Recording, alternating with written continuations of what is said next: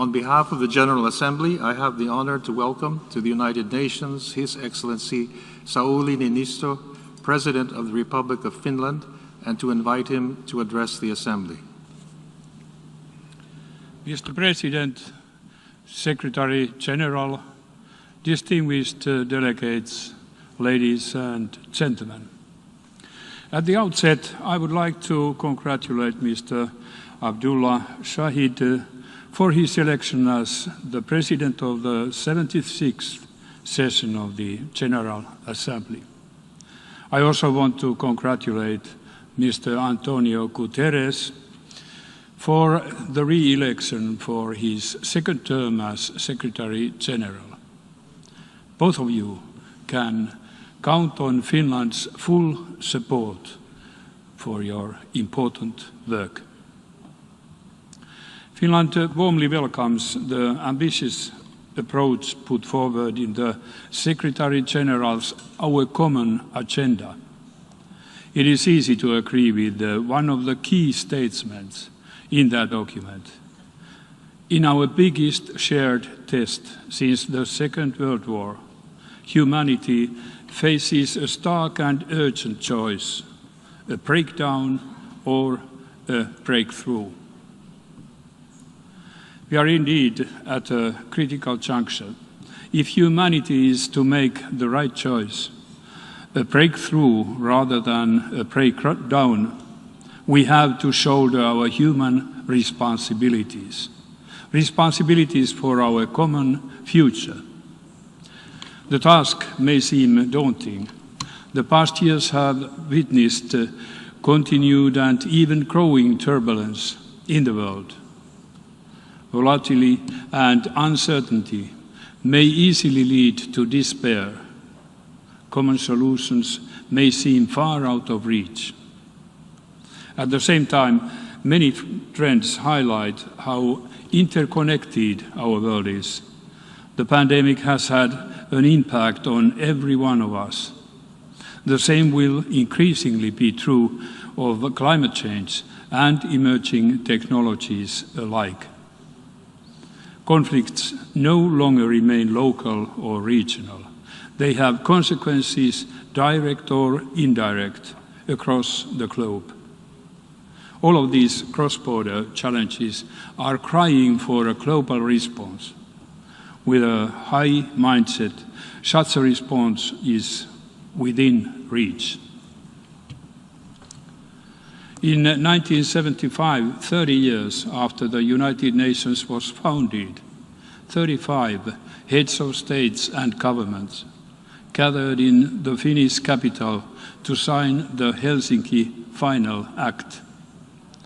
The letter of that document, still valid today, focused on security and cooperation in Europe. But the spirit that arose from that meeting can have a more global significance if we succeed in reviving and expanding it. A willingness of adversaries and competitors to engage in dialogue, to build trust, and to seek common denominators. That was the essence of the Helsinki spirit. Its potential today is by no means limited to the OSCE area. It is precisely that kind of spirit that the entire world and the United Nations urgently needs. I'm convinced that the more we speak about the Helsinki spirit, the closer we get to rekindling it and to making it come true. And that will bring us closer to solving our common challenges together. Ladies and gentlemen, over a year and a half since its beginning, we still live in the shadow of the COVID-19 pandemic. Fortunately, there is now some light at the end of the tunnel in many countries. Yet we should resist the temptation to think about health security on a national basis alone. the scientific community has shown a better example than governments. To end this pandemic, the solution has to be global. For a global response to succeed, we need to ensure equitable access to effective remedies. Working through COVAX, Finland is strongly committed to vaccine solidarity. Global action is also needed in order to be better prepared for future pandemics. It is high time to take concrete steps to improve our common health security beyond the current challenges. To improve our resilience, we need a One Health approach, enhancing international collaboration on research and development, and exchanging information on emerging threats is vital.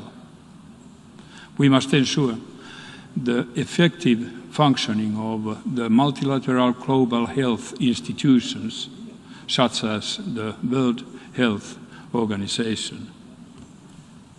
We must also take pause to reflect upon the long-term ramifications of COVID-19.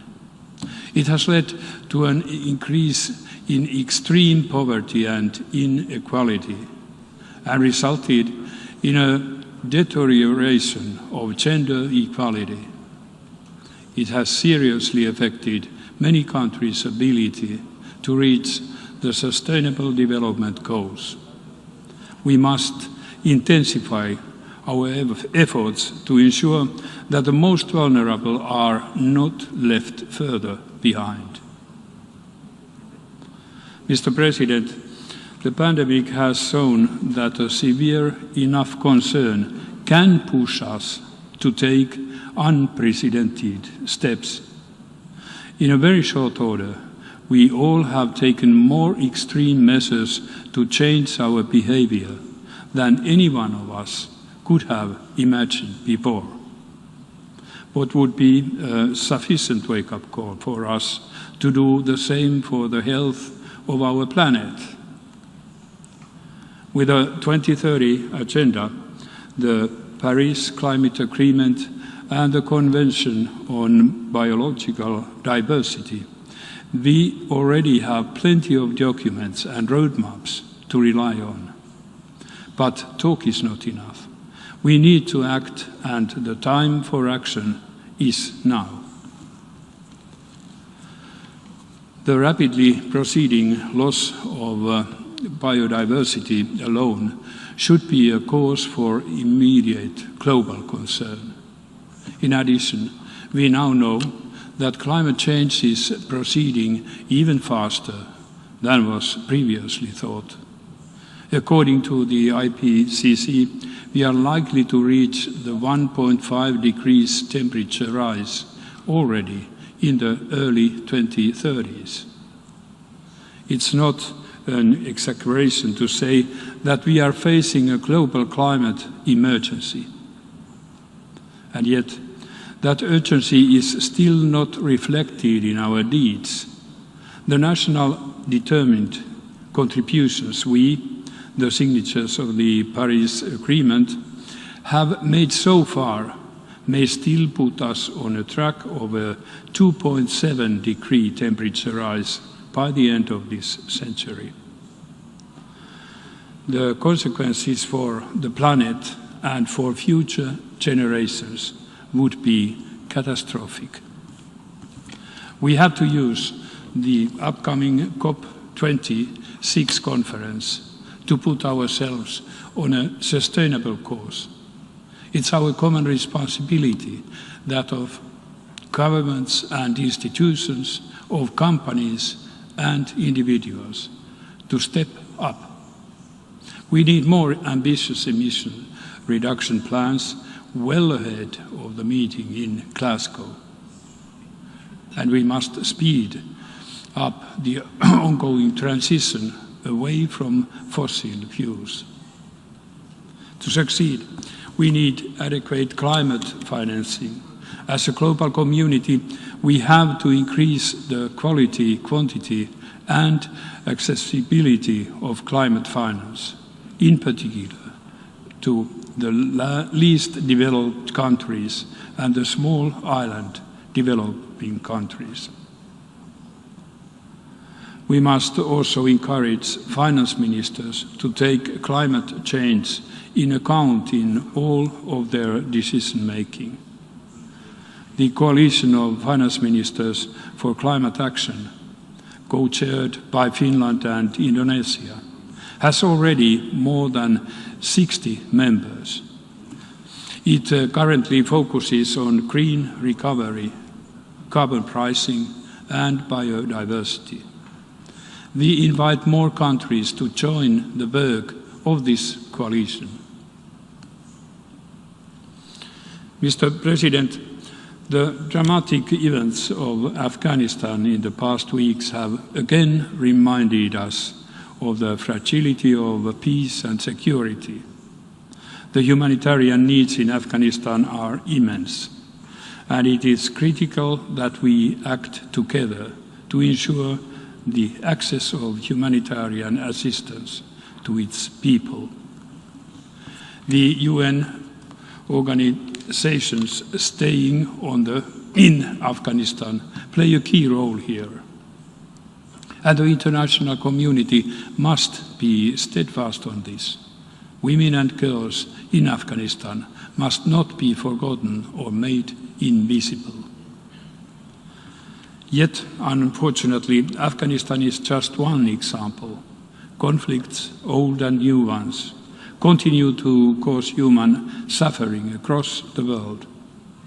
The diplomatic toolbox of the Charter needs to be used to its full potential, to build peace where needed, and to prevent conflicts where possible. For Finland, conflict prevention and mediation are strong priorities. We continue to be ready and willing to offer our good services for constructive dialogue in this regard. Mr. President, in its foreign policy, Finland has long underscored the importance of the universal and binding nature of human rights. Our own experience is that a society flourishes when everyone has an active, equal, and meaningful role in it. Finland is a candidate to the UN Human Rights Council for the period from 2022 to 2024. As a member of the Council, we will do our best to make our human rights priorities work for the benefit of peace, stability, and prosperity across the world.